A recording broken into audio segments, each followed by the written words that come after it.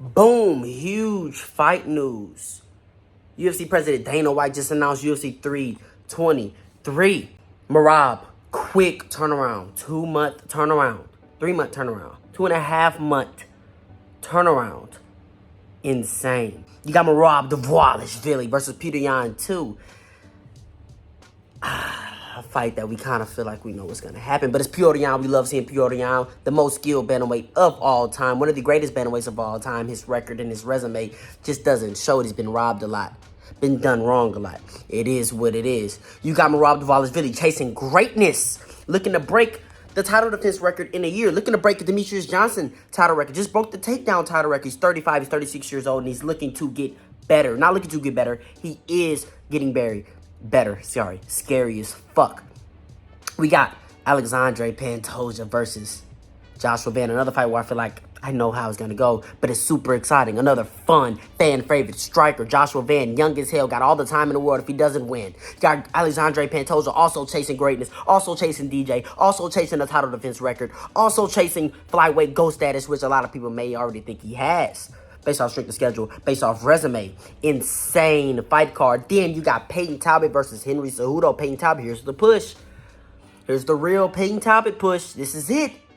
And very, very impressive win. Looks like he found that love for it. Looks like he found that spark for it again after beating my dude from Brazil, who I picked to beat him, Felipe Lima. Now, this is crazy.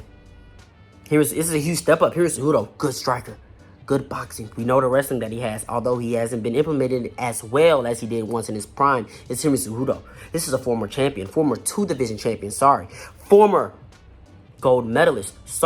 Peyton Talbot, long, rangy striking. Looks good in the wrestling against Felipe Lima, which is something I didn't expect. I thought Felipe Lima would be able to use the wrestling, grind Peyton Talbot out. Peyton Talbot actually out-wrestled Felipe Lima, reversed Felipe Lima, secured his own takedowns against Felipe Lima. He has the long striking, he has the power. He made Felipe very, very uncomfortable in there. Felipe Lima's a guy who I think matches up well against Henry Cejudo him damn self. Now, MMA math, I always say, gets you in trouble. But this is a damn good fight. You also got Jan Blachowicz versus Bogdan Guskov on that card.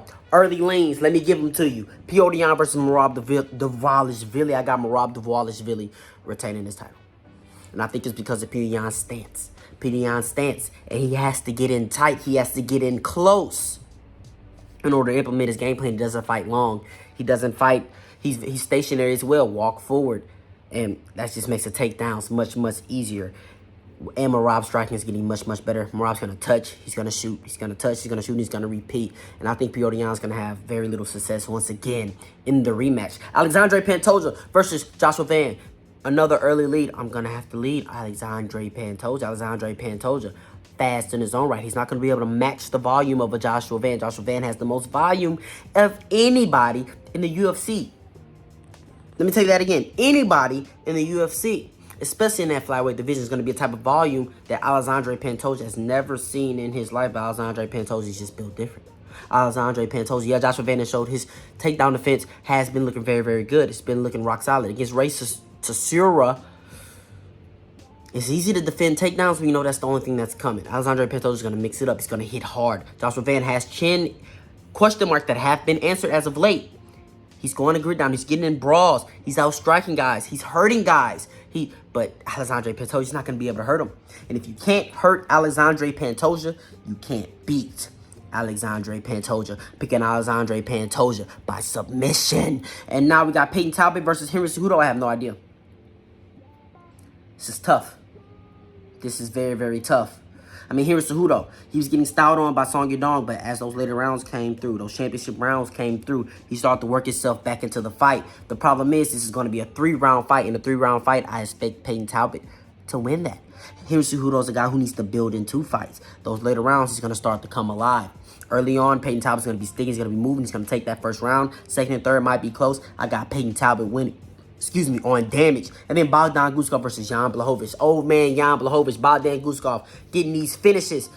I think Bogdan Guskov has fought in very favorable matchups for his style. I think Bogdan Guskov, while he does have insane power, unworldly power, unorthodox striking, throwing it from the hips, I think Jan Blachowicz is just going to get him.